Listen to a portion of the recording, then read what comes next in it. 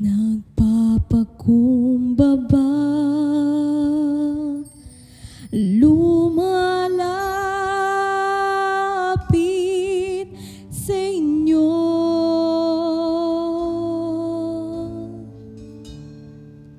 habang kinikilala pagkukulang ko.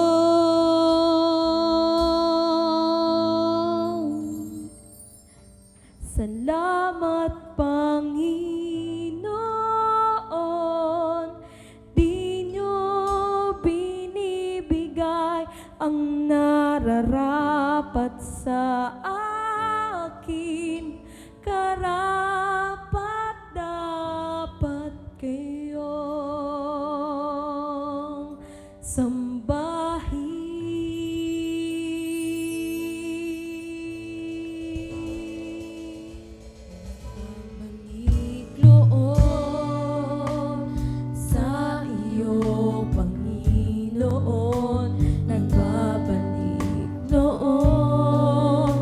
Pag-ibig nyo,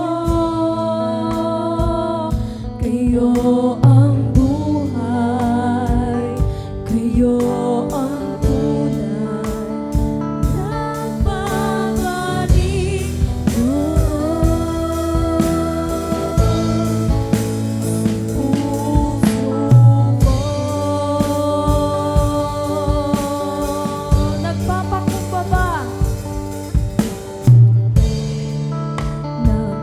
nagpapakumbaba.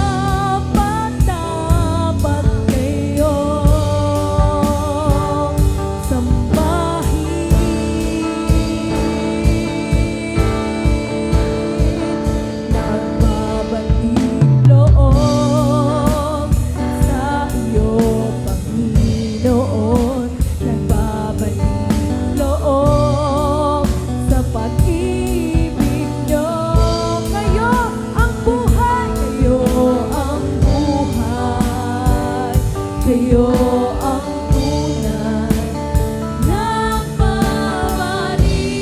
noon ang puso ko. Minsan pa nagpapakumbaba, nagpapakumbaba.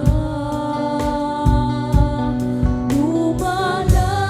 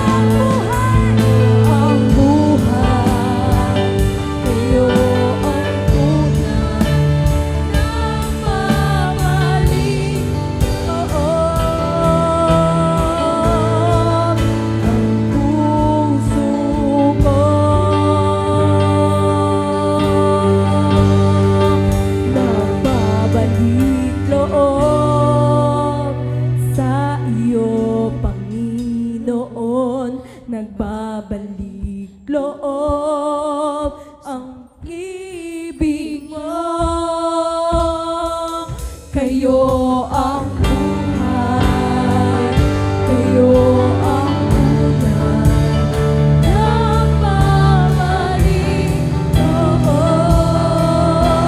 Minsan pa, nagbabalik loob sa iyo, Panginoon. Nagbabalik loob sa pag-ibig ko. Kayo ang buhay, kayo ang tunay, nagbabalik loob sa puso ko.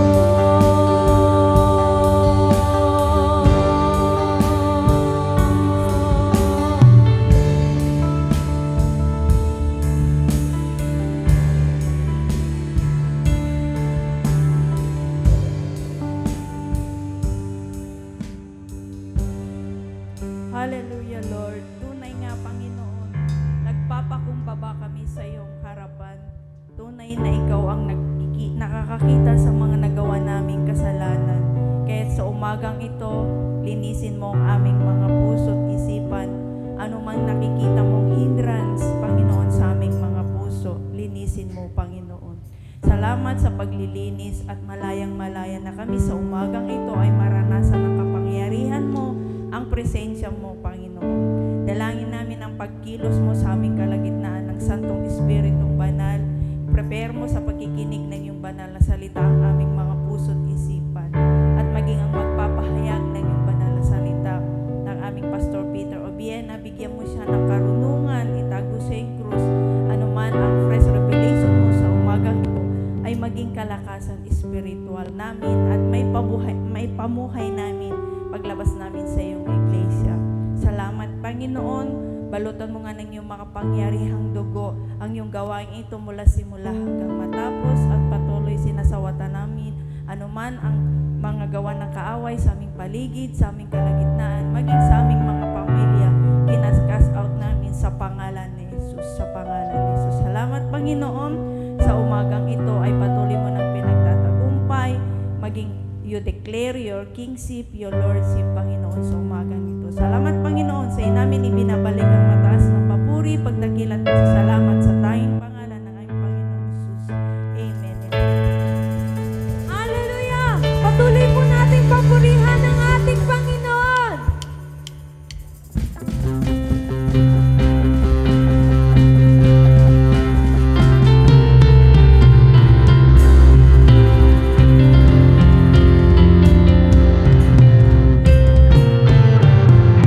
Bawang masimula at wakas, ang Diyos na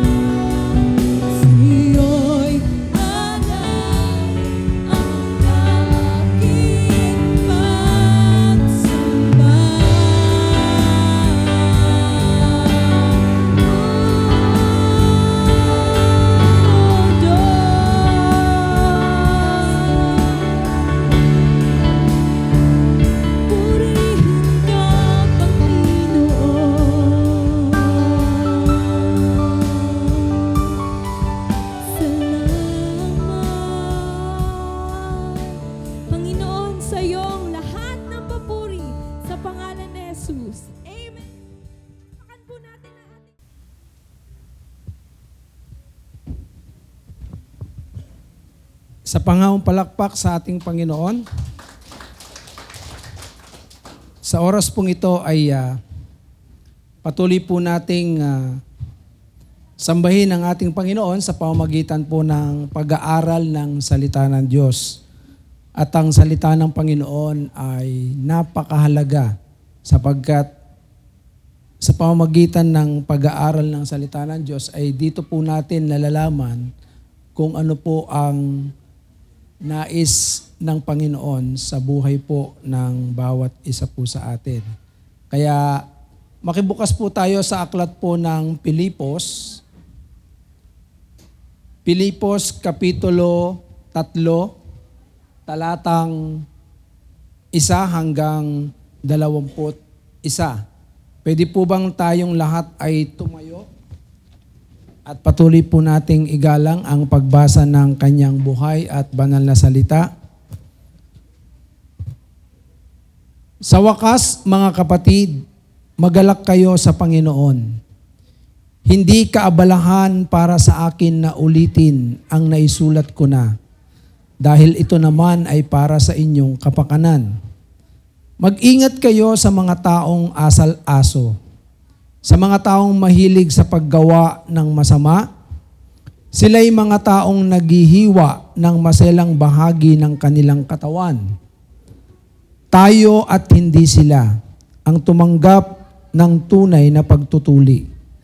Tayong mga sumasamba sa Diyos sa pamamagitan ng kanyang Espiritu. Ang ipinagmamalaki natin ay ang ating buhay kay Kristo at hindi tayo umaasa sa mga pisikal na bagay. Ang totoo, ako'y may sapat na dahilan upang panghawakan ang mga pisikal na bagay. Kung iniisip ni Numan na siya'y may katwirang umasa sa ganitong mga bagay, lalo na ako'y tinuli sa ikawalong araw mula nang ako'y isilang. Ako'y isang tunay na Israelita, buhat sa angkan ni Benjamin at totoong Hebreyo. Kung pagsunod naman sa kautusan ang pag-uusapan, ako'y isang Pariseo.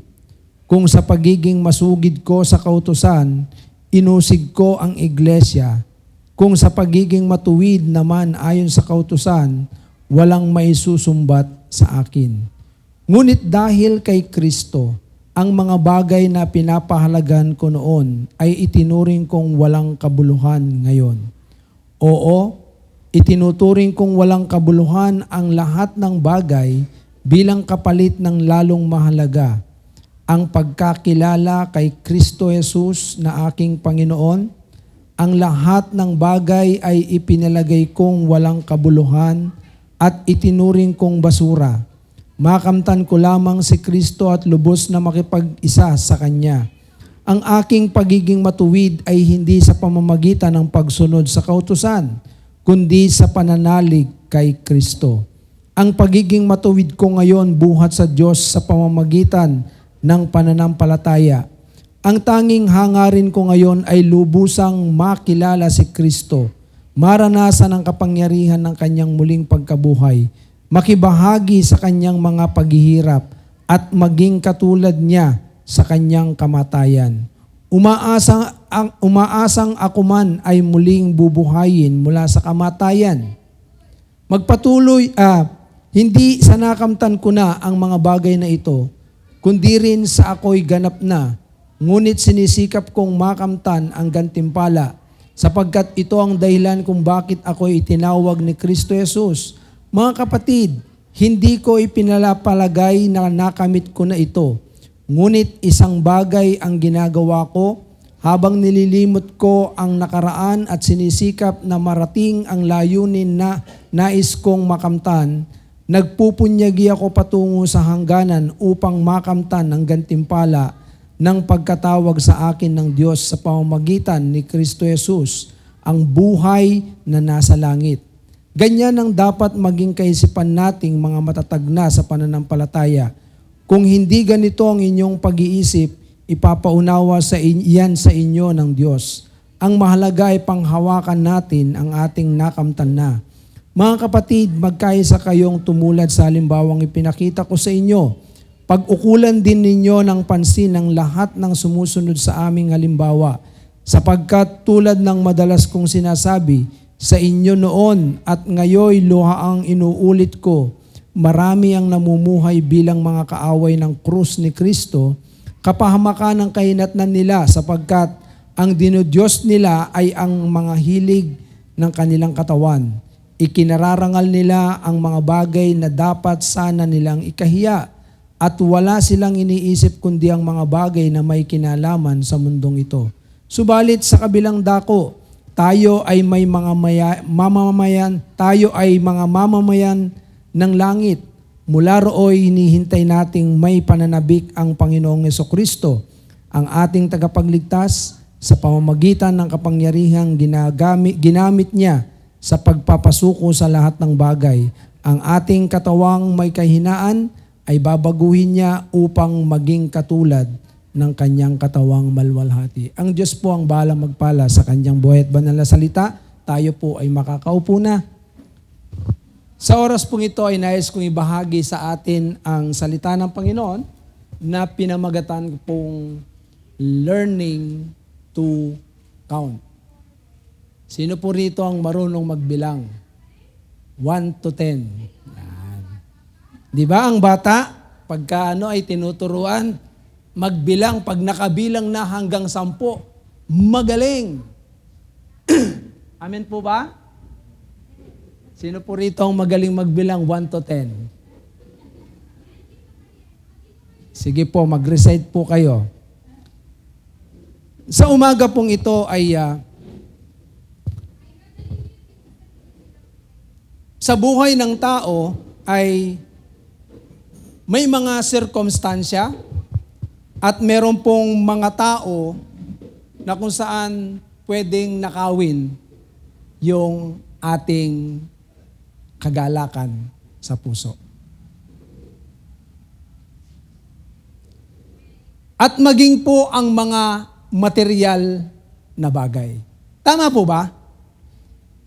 Hello? Tama po ba? Meron po ba rito na sometimes naranasan mo dahil sa circumstansya, nawawala yung galak, nawawala yung saya, di ba? O kaya naman minsan sa tao, sumama ang loob mo at nawala rin ang galak sa puso. O kaya naman material na bagay na kung saan ito po ay nawala at nawawala rin ang galak natin. So ito po ay mga ilang bagay lamang na katotohanan na kung saan dito po sa Pilipos Kapitulo 3 ay ipinapakita ni Apostol Pablo yung mga bagay na kung saan ito po ay katotohanan sa buhay ng tao. Amen po ba? Katotohanan nito na sometimes na yung mga sirkumstansya at mga tao maging yung material na bagay. Katulad ng binabanggit ko dati, merong laging test of faith. 3 test of faith: circumstances, people, and material things. Sa mga sirkumstansya, pwedeng sakit, pwedeng ikaw ay talagang kung businessman ka, mabankrupt ka, anumang sirkumstansya. At kung sa mga tao naman, lahat ng taong nakasalamuha mo, may test of faith. May mga taong nanakit sa'yo, may mga taong nagbigay ng galak sa'yo, may mga taong nagbigay sa'yo ng encouragement, at may mga taong nag-discourage sa'yo. Material things. Sa panahon na ikaw ay binibiyayaan ng Panginoon, anong klaseng pagsamba ang ginagawa natin?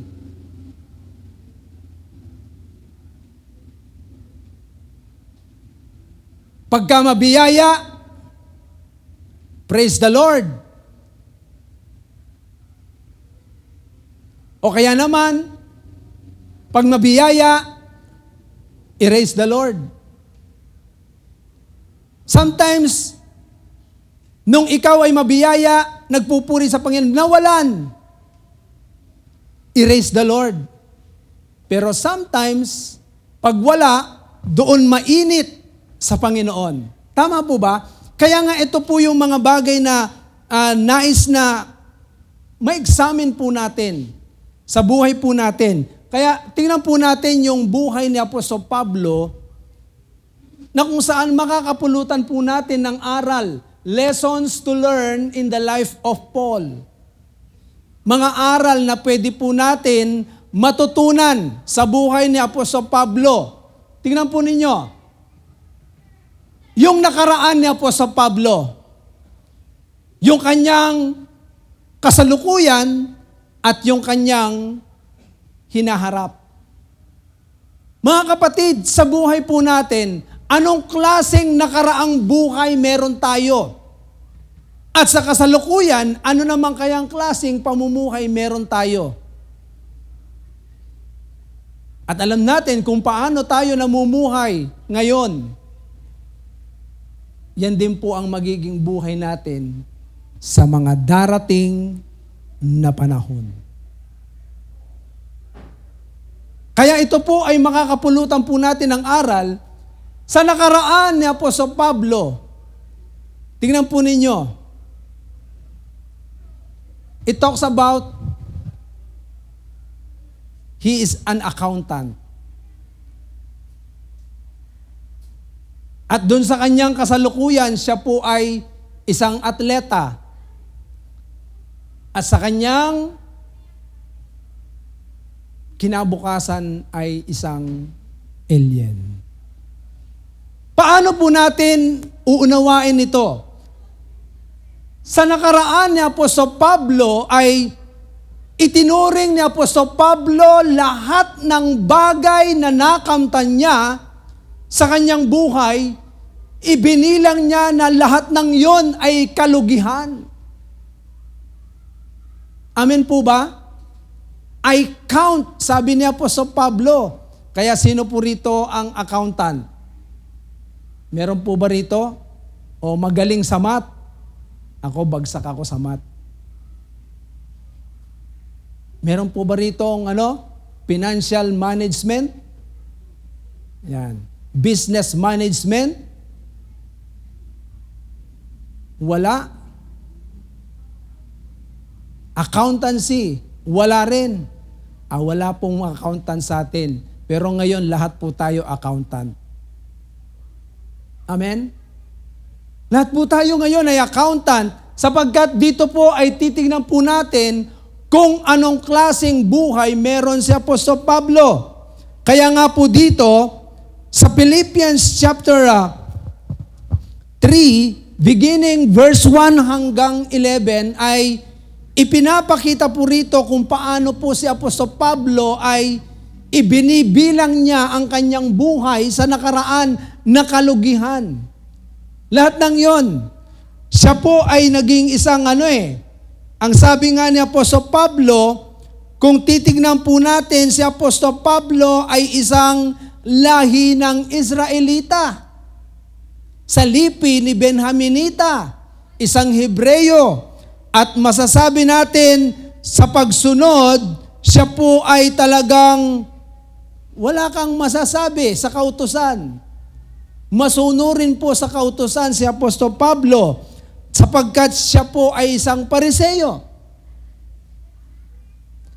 At kung pag-uusapan naman ay yung kanyang pagiging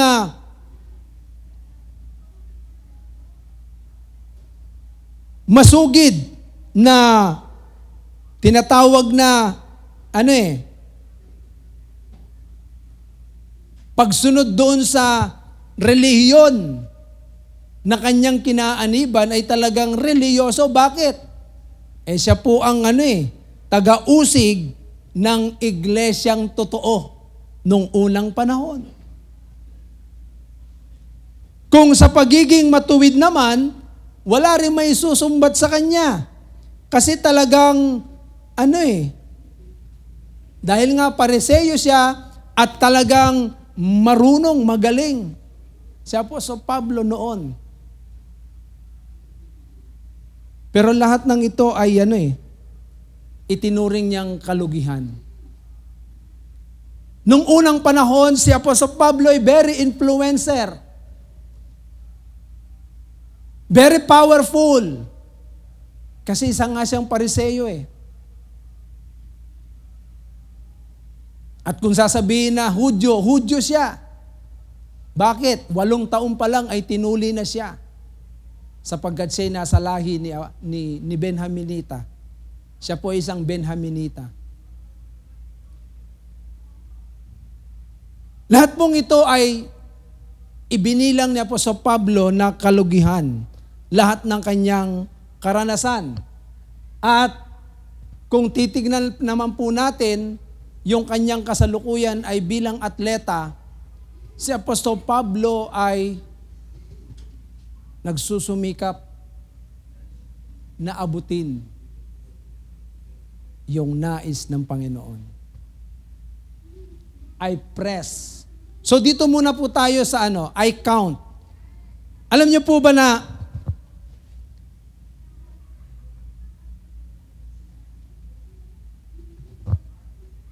dito sa I count, sa buhay po natin, paano po ba natin bilangin ang mga bagay na lumilipas sa buhay po natin? Sabi nga ng Psalms, count your blessings. Paano tayo magbilang ng mga pagpapalang ibinibigay ng Diyos sa atin?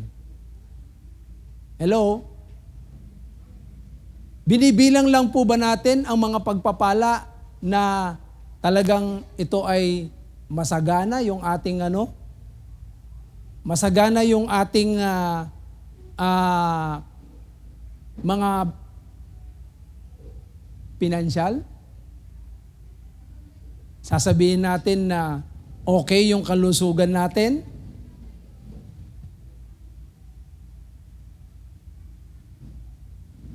Marami kang problema? Hindi na okay? Hindi ito blessing? So paano natin bilangin? Kaya nga, si Apostol Pablo ay kung paano po niya binilang yung kanyang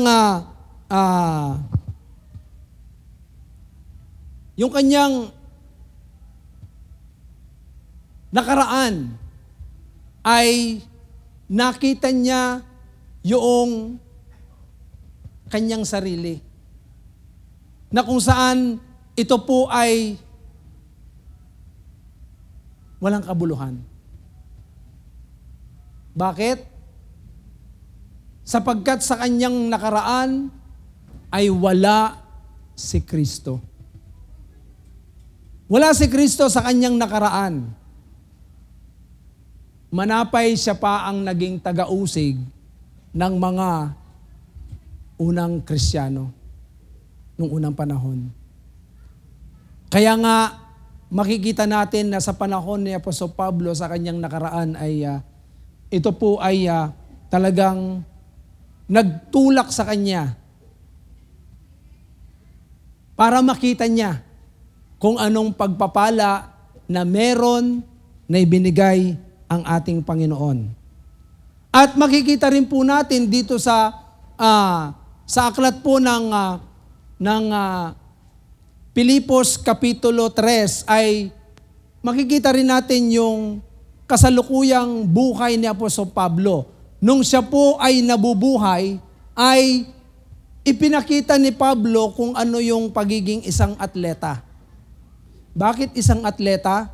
Sapagkat si Pablo ay tumatakbo. Lahat po tayo ay mga atleta. Amen po ba? Sa panahong ito, we run the race. Di ba natatandaan niyo po yung turo ko nung last time? Yung pagtakbo po natin na kung saan finishing well. How to finish our race strong and well. Paano natin matatapos ito? Kaya nga sa buhay po natin, habang tayo po ay tumatakbo sa present life, ay we are aiming to press on towards the goal. Amen po ba? Tayo po ay talagang nakatuon doon sa goal na dapat po nating marating. Amen po ba? Kasi kung wala po tayong goal, wala pong mangyayari sa buhay po natin. Sino po rito ang merong goal sa buhay? Ano ang goal mo sa buhay? Yan. Pagka tinanong ang goal, makikita mo yung kanya-kanyang mga gustong marating, gustong maabot sa buhay. Tandaan po natin, kung tayo po ay magkakaroon ng goal, when we press on towards the goal, ay magkaroon po tayo ng tinatawag na kumbaga sa maging katulad po tayo ni Apostol Pablo, na sinasabi ni Apostol Pablo, katulad nga po ng sinabi niya rito, sa verse 12, hindi sa nakamtan ko na ang mga bagay na ito, hindi rin sa ako'y ganap na, ngunit sinisikap kong makamtan ng gantimpala, sapagkat ito ang dahilan kung bakit ako'y tinawag ni Kristo Jesus. Pressing on towards the goal. Kaya nga tayo po bilang mga atleta, we run the race for the Lord Jesus Christ. Hindi tayo tumatakbo sa daigdig na ito nating ginagalawan on our own goal. Yung sarili po nating gustong makamit. Lagi po niyong tatandaan, we run the race, tayo po'y tumatakbo para makuha po natin yung prize na nanggagaling sa ating Panginoon at matapos po natin yung itinakda ng Panginoon sa atin na takbuhin. Amen po ba? Wala po ritong titigil sa pagtakbo.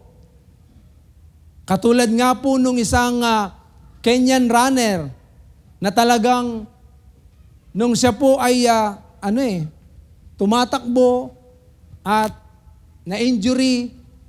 Sometimes sa ating pagtakbo, marami po tayong mga mararanasang injury. May injured po tayo along the way. Amen po ba? Magiging casualties po tayo habang tayo tumatakbo. Pero tandaan po natin lagi, we are athlete of the Lord. We run the race to finish the race that was set before us. Amen po ba? Huwag po kayong titigil. Kasi ito po yung gustong i-point out ni Paul sa Philippians chapter 3, na kung saan tayo po ay magkaroon po ng tinatawag na extra strength. Amen po ba? Extra strength.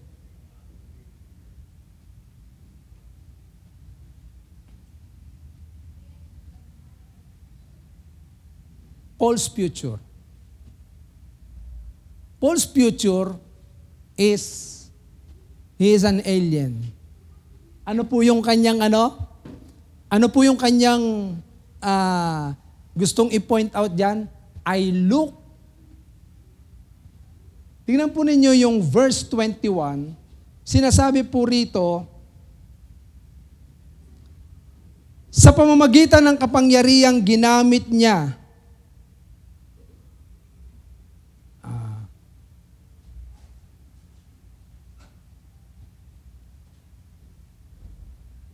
verse 20, subalit sa kabilang dako tayo ay mga mamamayan ng langit, mula roon hinihintay nating may pananabik ang Panginoong Jesucristo, ang ating tagapagligtas. Sa pamamagitan ng kapangyarihang ginamit niya sa pagpapasuko sa lahat ng bagay, ang ating katawang may kahinaan ay babaguhin niya upang maging katulad ng kanyang katawang malwalhati. Tingnan po ninyo. He looked forward. Excited si Paul na kung saan sa kabilang buhay ay maranasan niya yung tinatawag na kapiling natin ng ating Panginoong Jesucristo. Kaya siya po ay, tandaan po ninyo, we are alien in this world. Sabihin niyo sa katabi niyo, alien ka, kapatid. Oo. Hindi tayo taga rito sa lupa. Tandaan po ninyo, our citizenship is in heaven. Amen po ba? Mga makalangit po tayo. Balik po natin doon sa natin kanina. Okay. I count, I press, I look. So, si Paul, ito yung mga keyword. Lagi po ninyong alalahanin po yan, ha? Sa buhay po natin sa nakaraan, we count it. Bilangin po natin ito, nakalugyan yung mga buhay natin noon. Wag na nating panghinayangan pa. Dati mayaman ako, dati ganito, ganyan, ganyan.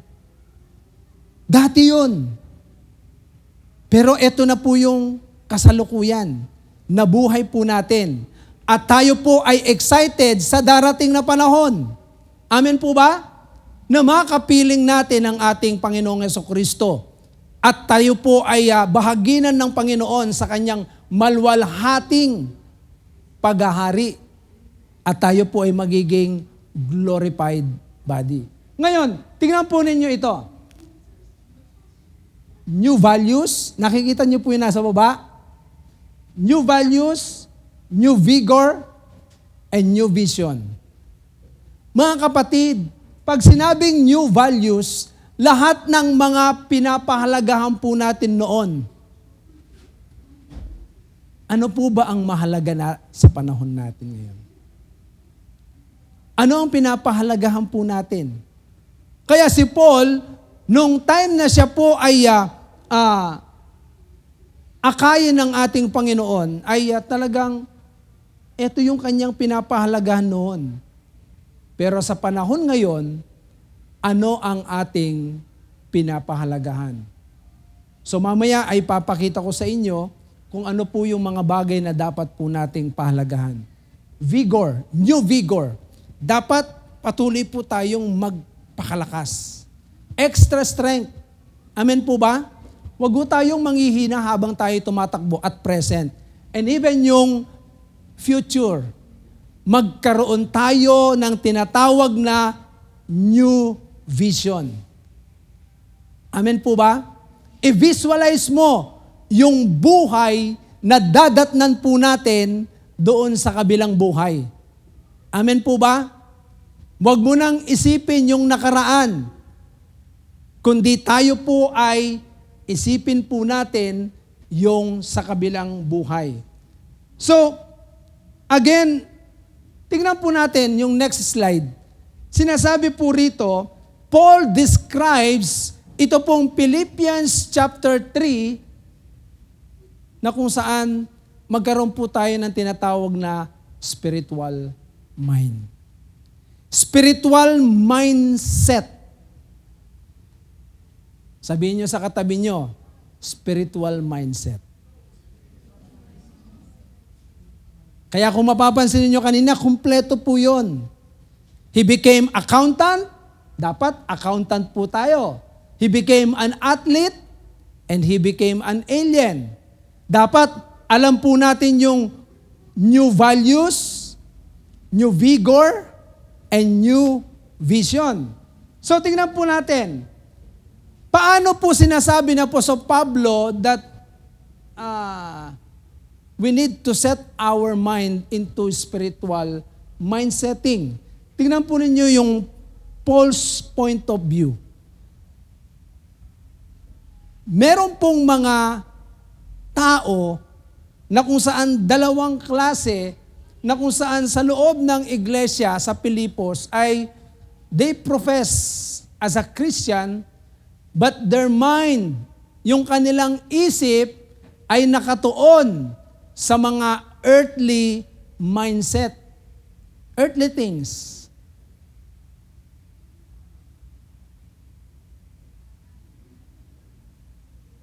Mga kapatid, marami pong Kristiyano. Sinasabi natin Kristiyano tayo, but our mind ay nakatuon sa mga earthly things. The believers. Sinasabi na po sa Pablo na ang mga believers, ito yung mindset, spiritual.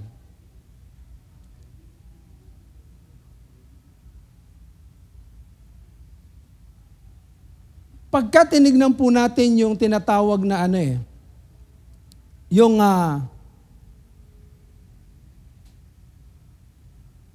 pagkakaroon ng spiritual mindset, sa panahon na ito na ni Apostol Pablo ay, alam niyo po ba na ang Pilipos o Philippi, they were in the dun sa Roman colony during that time. So, ang mga tao nung panahon na yon ay talagang, pag tinignan mo, ay though they are under the colony of a Roman Empire, ay ang mga early Christian, ang kanilang mindsetting ay under the colony na kung saan heaven, yung mindset nila, nakaset yung kanilang kaisipan sa colony of heaven on earth. Nakuha natin, kahit na nandun sila sa panahon ng colony ng Roman Empire, ay Roman colony, ang kanilang mindset ay anong English, Tagalog ng set? Nakatuon. Nakatuon yung kanilang isip doon sa mga makalangit na bagay.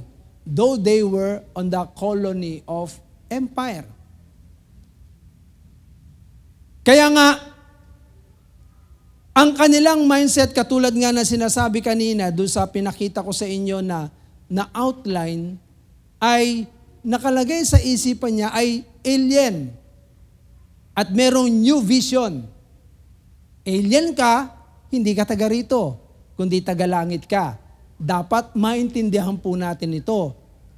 So ano ang point ni Paul dito?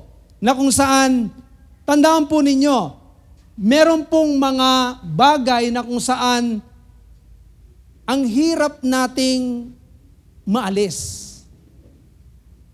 May mga tangible and intangible things na kung saan ito po ay naguhook sa atin para tayo po ay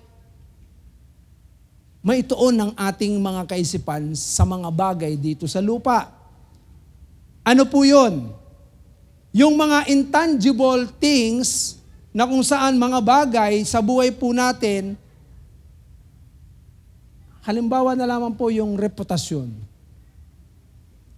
Yung ating kasikatan, yung ating mga achievement sa buhay, ay nagiging dahilan para maituon natin yung ating mga sarili doon.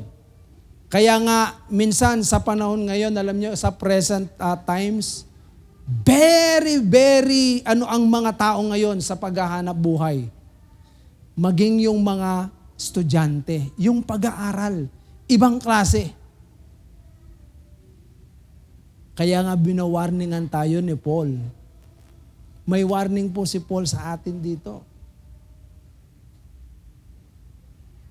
May warning po sa atin na kung saan ito po ay sa likod po nito kapag tayo po ay nahook ng mga bagay na ito ay sigurado yan. Yung ating pagiging spiritually minded ay mapapalitan ng earthly minded. Earthly minded.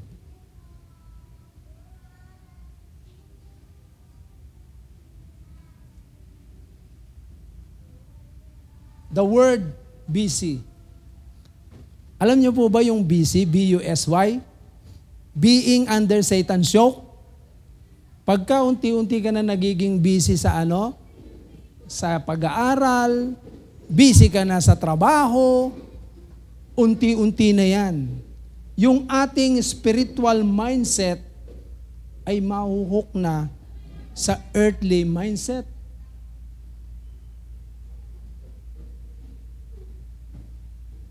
Si Apostol Pablo ay pinapaliwanag niya itong mga bagay na ito para tayo po ay makita po natin yung nais at kagustuhan ng ating Panginoon.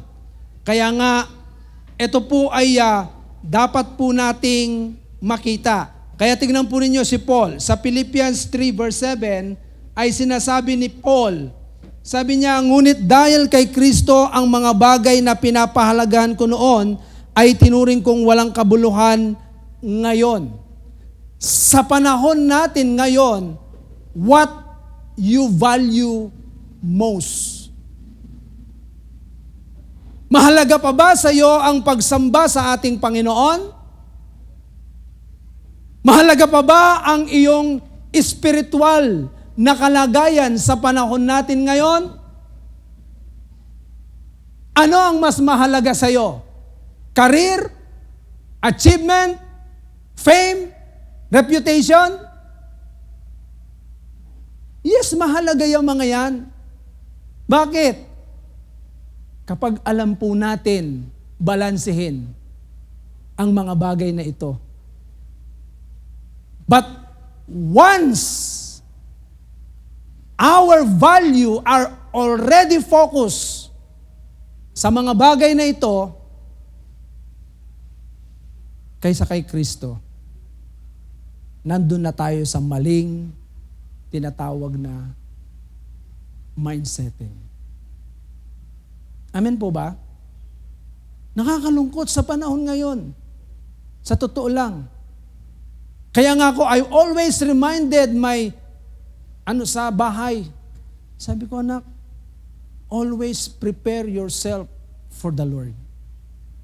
Lagi ninyong ihanda yung sarili nyo. Sabado pa lang, prepare yourself for the Lord. Tandaan po ninyo, brothers and sisters, sa aklat po ng Acts, sa early churches, si Apostol Pablo ay nagtuturo na sa bahay pa lang i-prepare na. Prepare na yung kanilang mga handog, yung mga ikapu nila. Sa bahay pa lang nakaprepare na yan. I-prepare nila yung kanilang mga sarili para sumamba sa ating Panginoon. Tandaan po natin, we always prepare ourselves for the Lord. Lagi. Wag po nating hayaan na malunod po tayo ng lahat ng kabisihan sa daigdig na ito nating ginagalawan. Hindi ko naman sinasabing wag kayong magkaroon ng magandang reputasyon. Kailangan po natin yan. Kasi pag wala ka namang magandang reputasyon, sira ang testimony. Pag wala ka namang na-achieve sa buhay, sira rin ang reputasyon natin. Pero mo, lumipas ang panahon, wala kang natapos. Diba? Lumipas ang panahon, walang nangyari sa buhay mo. Dapat araw-araw may nangyayari. Pero wag nating hahayaan na mawaglit natin si Kristo sa lahat ng mga bagay na ito. Philippians 3:13. Anong sinasabi ni Paul? Philippians 3:13, ang sabi po rito, mga kapatid, hindi ko ipinapalagay na nakamit ko na ito. Ngunit isang bagay ang ginagawa ko habang nililimot ko ang nakaraan at sinisikap na makarating ang layuning nais kong makamtan. Goal. Di ba? Ano ang goal natin? Kanina, ano yung pinapahalagan mo? Ngayon, ano yung goal mo?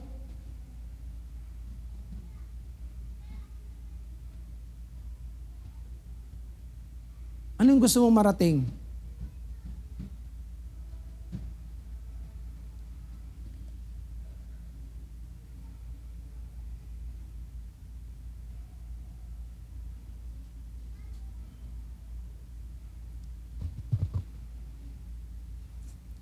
Alam niyo po ang pinaka-dangerous sa panahon ngayon, marami na ang mga naglalabasang mga sa social media. Baga sa dahil nga ang mga tao, marami nang napapanood, maggumagaling na yung utak niyan.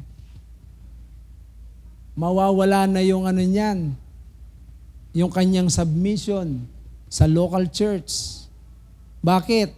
Ay sa dami ng mga natututunan sa social media, mas magaling ka pa sa pastor. Kasi bakit?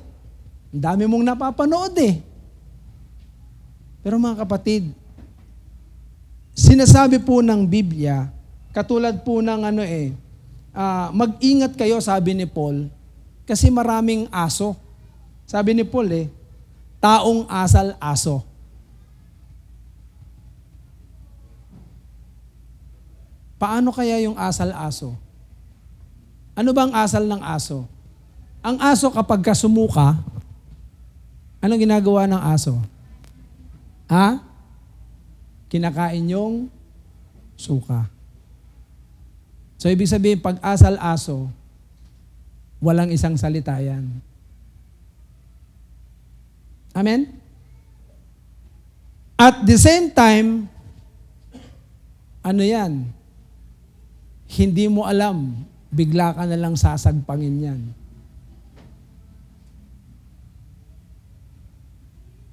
May napanood ako sa social media, ginaganon niya yung mukha niya sa harap ng aso Maya-maya bigla siyang sinagpang sa mukha pitbull yun.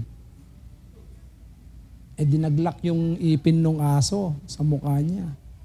Akala niya okay yung aso. Nung una kasi, inihipo niya yung ulo Di tuwan-tuwa. Okay, mabait. Maya-maya, nung ginaganunan niya yung niya, kinagat na siya.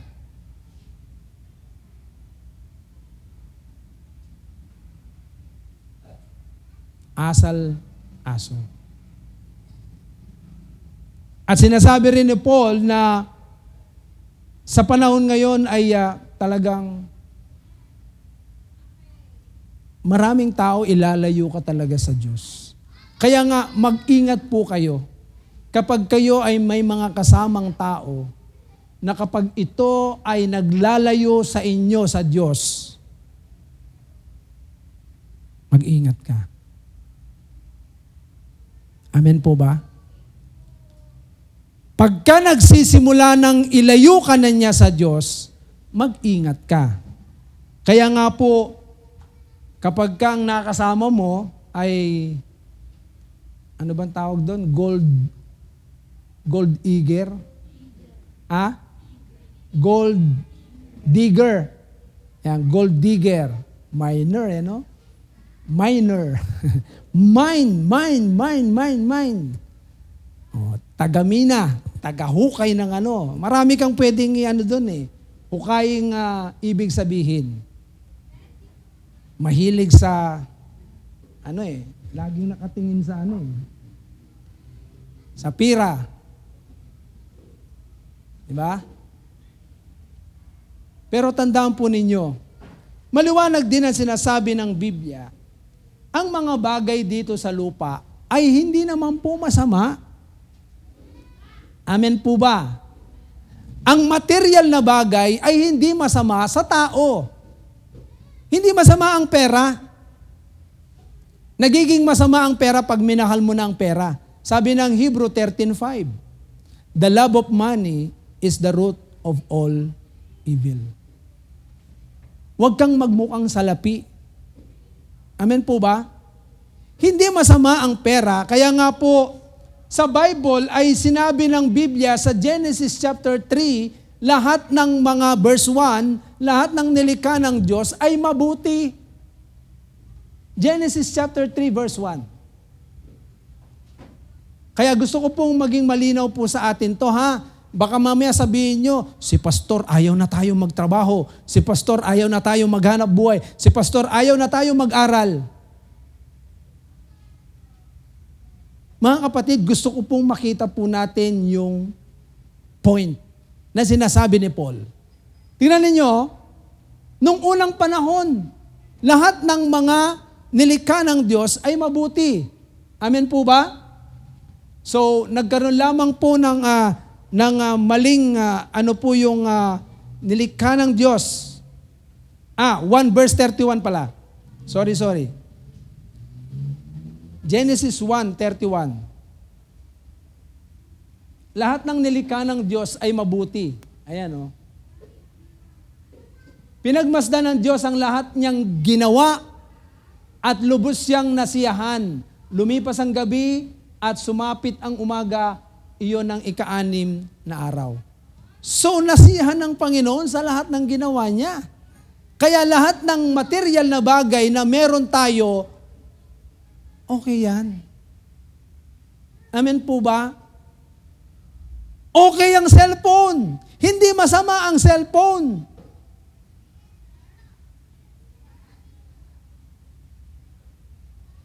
Kasi may nagsasabi masama daw ang cellphone. Kailan po nagiging masama ang cellphone? Kailan nagiging masama ang cellphone? Kapag,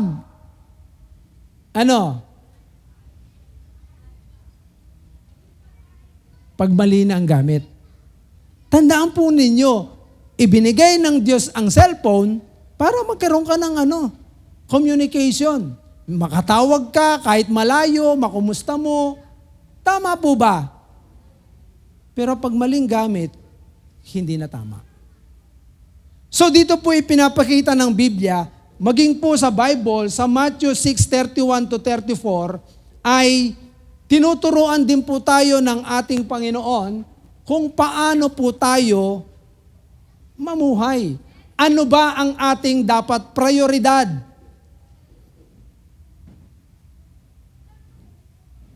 Anong prioridad natin?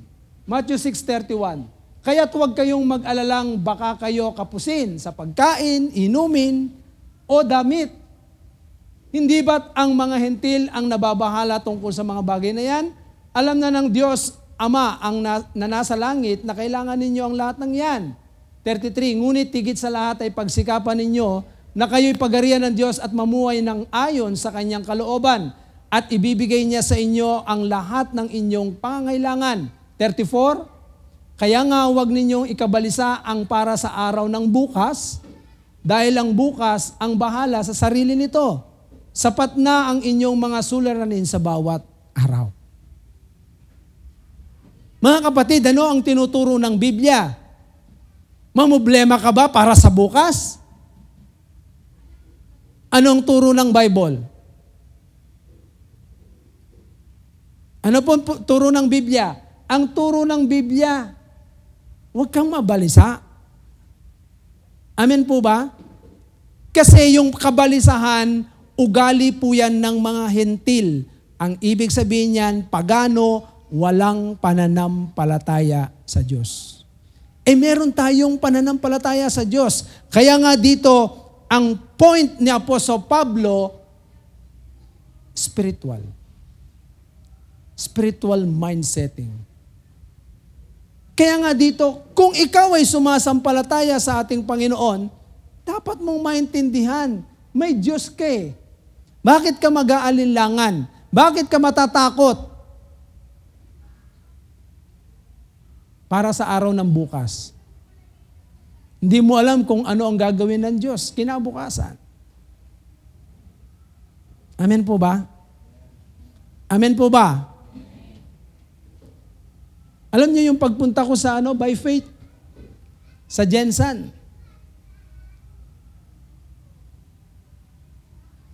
Nag-pray ako sa Panginoon.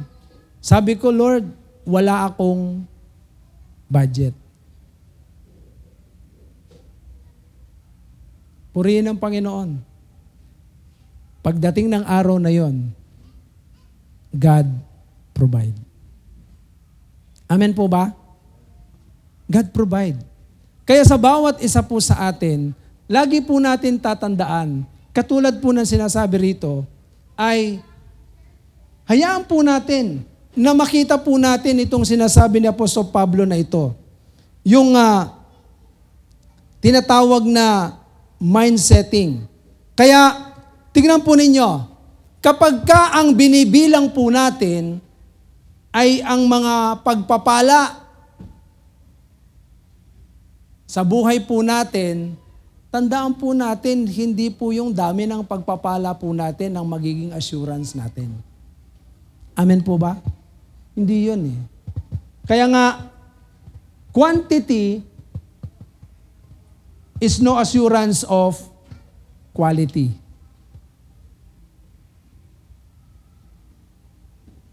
Anong klase ng buhay meron ka? Marami akong pera, ibig sabihin, malakas spiritual ko. Marami akong kaibigan, malakas spiritual ko. Di ba? Kaya nga, pansinin ninyo, quantity is no assurance of quality. Many people who have the things money can buy have lost the things that money cannot buy. Maraming tao, maraming pera, pero nawala po yung mga bagay na kung saan hindi kayang bilhin ng pera. Tandaan po ninyo, hindi kayang bilhin ng pera yung galak. Magkaiba po yung tinatawag na yung kasiyahan sa galak. Yung galak nandito po yan sa puso. Merong tinatawag na peace that passeth through all understanding. Amen po ba? Kaya kahit wala kang pera, totoo yung kanta ng ang buhay ng Kristiyano ay masayang tunay. Hey! Masayang tunay. Hey! Sayang tunay. Ang buhay ng Kristiyano ay masayang tunay. Masayang tunay. Tingnan niyo yung katabi niyo kung masaya nga. Kahit walang pera. Alam niyo, kahit walang pera, basta merong Kristo. Amen po ba? So, tingnan po ninyo yung kaninang, sinasabi ni Paul kanina yung count. Ang ibig sabihin po nung sinasabi ni Paul doon na count is to assess, to evaluate.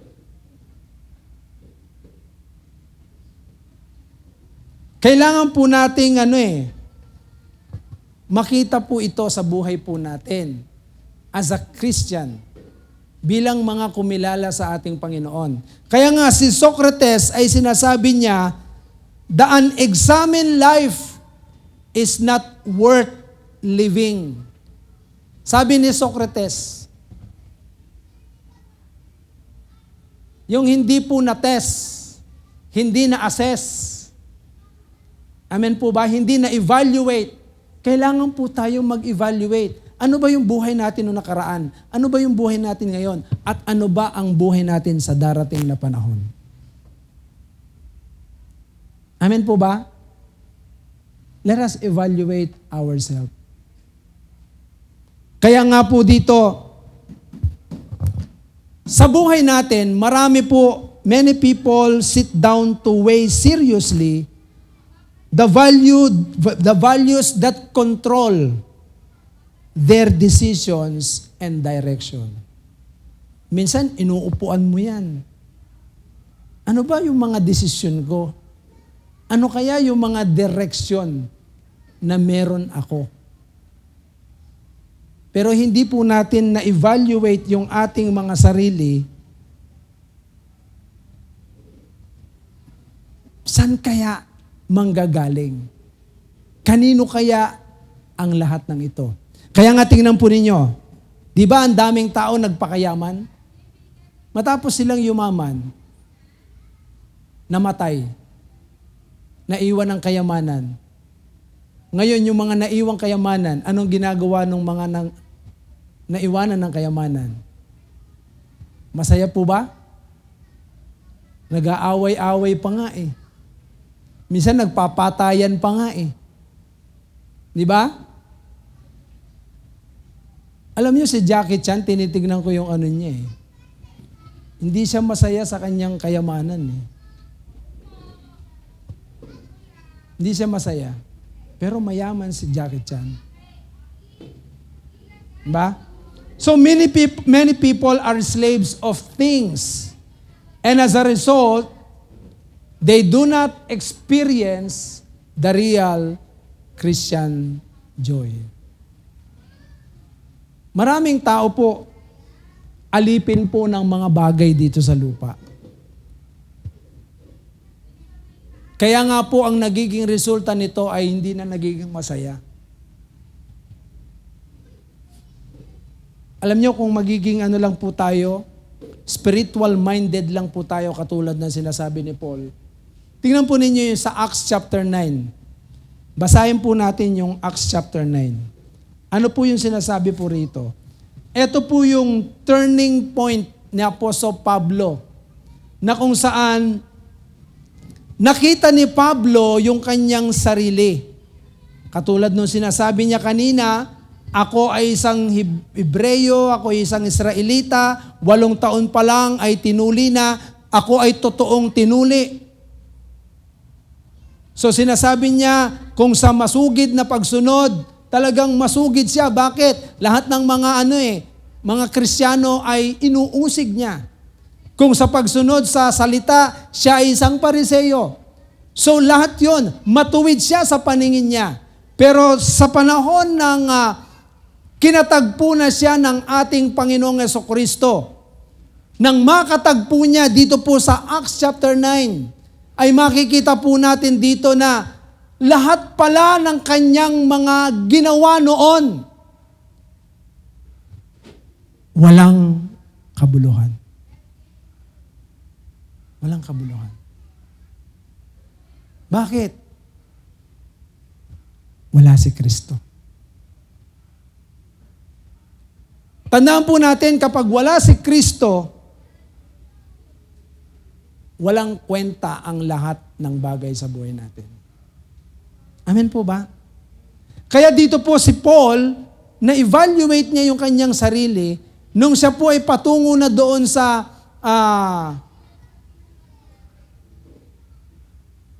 ano ba yun? Anong lugar yon? Sa Acts chapter 9, Tarsis. Patungo siya doon para usigin ang lahat ng mga Kristiyano.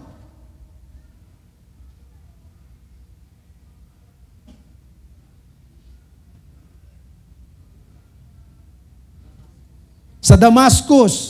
Yan. Hello, sound check. Nag-iba yung sound. Alisin mo yung echo niya. Okay. Sa Damascus ay yung turning point ni Apostol Pablo ay makikita natin dito na nakita niya yung kanyang halaga. Na dapat niyang pahalagahan. At mula nung makita niya, na-evaluate niya yung kanyang sarili, ay alam niyo ba na nagkaroon siya ng mas higit na lakas, new vigor, para talagang takbuhin niya yung tamang direction. Tamang mga decision na dapat niyang tahakin. Mga kapatid, without Christ, we have no right decision and right direction. So let us evaluate ourselves. Amen po ba? Evaluate natin sarili natin. Kaya si Paul, nung makita niya ito, nakita niya yung kanyang right decision and right direction. Bakit? Nung hindi pa si Kristo ang naghahari sa kanya, ang direksyon niya ay sirain ang lahat ng mga mananampalataya.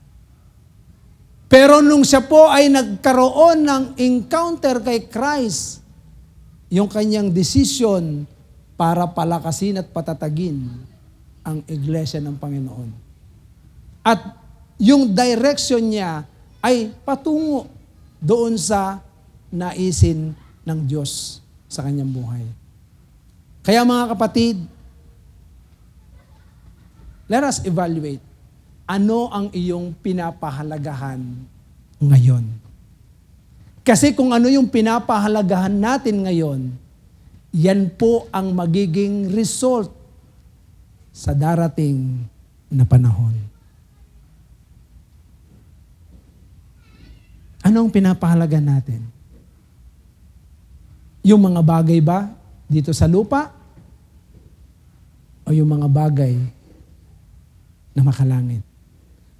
Sa aking pagwawakas, tingnan po ninyo ito. Let Jesus be the first value o yung pinapahalagaan natin sa ating buhay. Huwag mo nating ihuli si Christ. Si Christ ang unang pahalagahan po natin. Amen po ba? Yung binavalue mo sa buhay mo, katulad po ng sinabi ni Christ sa kanyang salita sa Mark chapter 8 verse 36, I think. Sabi niya, anong mapapala ng isang tao makamtan man niya ang lahat ng bagay dito sa lupa kung ang kaya sa isang kaluluwa niya ay mapapahamak. Sabi po ng Mark chapter 8:36 hanggang 38, kapag ikinahiya ng tao si Kristo at ang kanyang mga salita, ikakahiya din siya sa langit. Kaya si Paul, alam niya kung ano yung kanyang direction, yung kanyang vision. Mga kapatid, balikan po natin ito. Yung outline na sinabi, pakita niyo mga ulit yung kanina. Ito po yung maging mindset po natin. Amen po ba? Tingnan po ninyo yung mindset. Yung nakaraan, maging accountant tayo. Bilangin mo, ano ba yung nakaraan mo? Ito ba ay kalugihan para sa'yo? Kung nangihinayang ka sa mga nakaraan mo, hindi mo makikita yung kalooban ng Panginoon. Amen po ba? New values. Magkaroon tayo ng bagong values in life. And that is Jesus Christ. Amen po ba? Let us press towards the goal. Magkaroon tayo ng extra strength para magawa po natin yan. Let us run the race to finish it. Huwag kang titigil, ano man ang mangyari. Amen po ba? Let us, have a vision, i-visualize mo yung mga bagay na mangyayari sa darating na panahon. Hindi ito. So, magkaroon tayo ng excitement. Yes! Malapit na. At totoong malapit nang bumalik si Christ. Amen po ba? Kaya kung ganito ang magiging mindset natin, yung spiritual mindset natin, marami po tayong magagawa. Amen? Marami tayong magagawa para sa Panginoon. We will glorify God. Kasi bakit?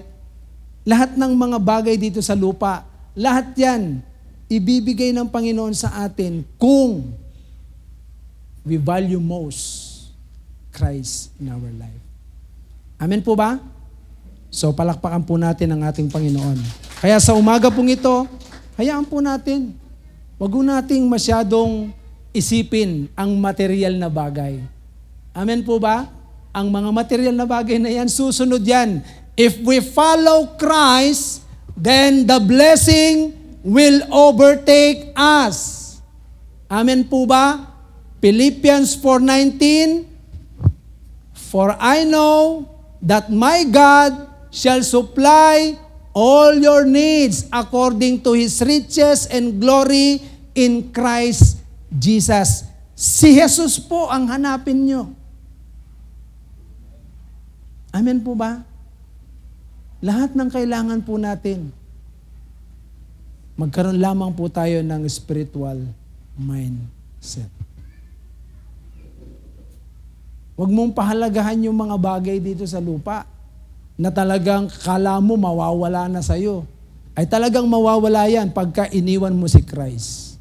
Maraming tao pinagpalit si Kristo sa mga material na bagay.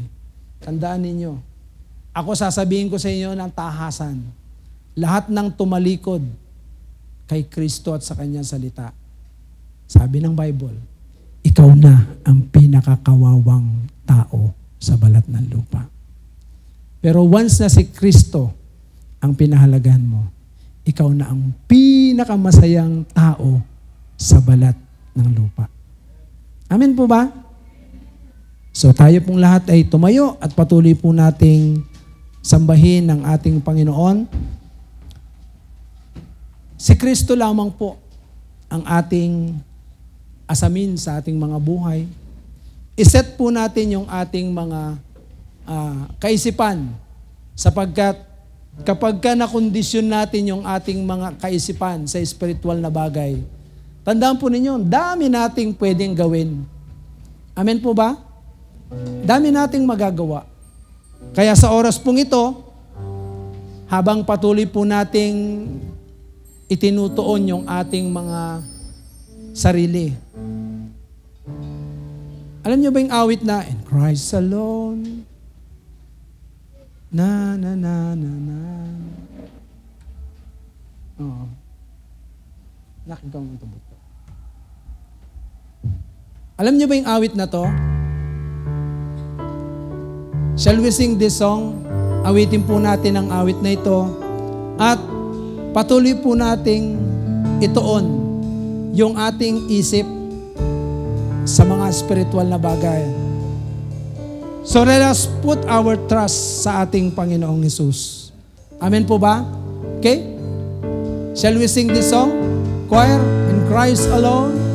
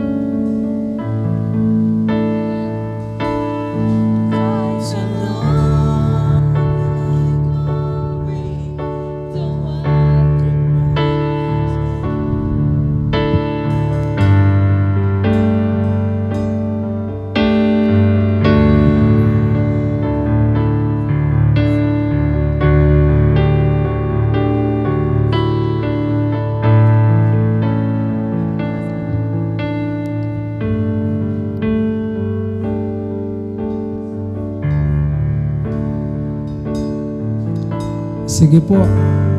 Unawain niyo po maigi. Tandaan po ninyo, in Christ alone. Maging itong awit na to. Unawain niyo, choir. Tandaan po ninyo, without Christ, we can do nothing. Patuloy mong ituon ang iyong kaisipan sa mga bagay na spiritual. Upang sa gayon ay hindi tayo manghina. Upang sa gayon ay hindi tayo mawalan ng pag-asa. Upang sa gayon ay hindi tayo mapigilan. Sapagkat lahat ng bagay ay nagsisimula sa espiritual. Kapag ang ating kaisipan ay nakatuon sa mga spiritual na bagay at si Kristo ang sentro nito, tiyak, hindi ka malilihis, hindi ka mawawalay, hindi ka mailalayo nito sapagkat si Kristo ang katiyakan ng ating buhay. Yes, trust Jesus. Patuloy kang magtiwala sa Kanya. Panginoon, salamat po. Ano man ang pangangailangan ng iyong mga anak, patuloy mong katagpuin sila. Patuloy kang kumilos at gumalaw sa kanilang buhay. I-bless mo, Panginoon, ang iyong mga anak at maranasan po nila ang pagpapalang nagmumula sa iyo. Patuloy silang magliwanag sa daigdig na ito namin ginagalawan. Lord, ano man ang kanilang mga pinapahalagahan, redirect them, O God. Patuloy mo silang i-restructure. Patuloy mo silang i-restore upang sa gayon, patuloy na maging pagpapala sa maraming tao. Salamat po. I pray, lalabas ang iyong mga anak na ito na taglay-taglay nila, O Diyos, ang halimbawang ipinakita ni Apostol Pablo on how to set his mind on spiritual mind setting. Kaya salamat po. Patuloy, Panginoon, pagpalain mo ang iyong mga anak at sa iyo po ang lahat ng papuri sa pangalan ni Jesus. Amen at amen. Hallelujah! Sa oras po na ito, ang Diyos po ay nasa ating kalagitnaan. Ang Diyos ng mga Diyos, ang Hari ng mga Hari ay nasa kalagitnaan. So, bilang mga Kristiyano, paano po tayo magpapakita ng tunay na pagsamba sa Panginoon? Sa oras na ito, ibigay po natin ang nararapat na pagsamba sa ating Diyos. Amen po ba? Amen! Hallelujah!